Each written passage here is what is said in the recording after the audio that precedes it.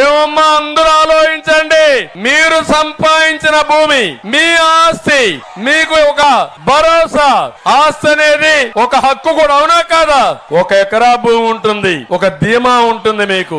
ఏమని? నా ఎకరా భూమి ఉంది, నా పిల్లవాడి చదువు కావాలంటే అప్పు తెచ్చుకుంటానని ఒక నమ్మకం ఉంటుంది, అవునా కాదా? మీ అమ్మాయికి పెళ్లి చేయాలి, ఈ ఎకరా ఒక అబ్బాయి చేతుల్లో పెడితే పెళ్లి అయిపోతుంది అనుకుంటారు. లేదా ఎకరా అమ్మితే పెళ్లి ఖర్చులకు వస్తాయనుకుంటారా? లేదా ఆ భూమి ఇప్పుడు నీది కాదంటాడు. జగన్మోహన్ రెడ్డి పర్మిషన్ తీసుకోవాలంటాడు. ఆయన గుమస్తాన్లు పెట్టాడు, ప్రైవేటు గుమస్తాల్ని.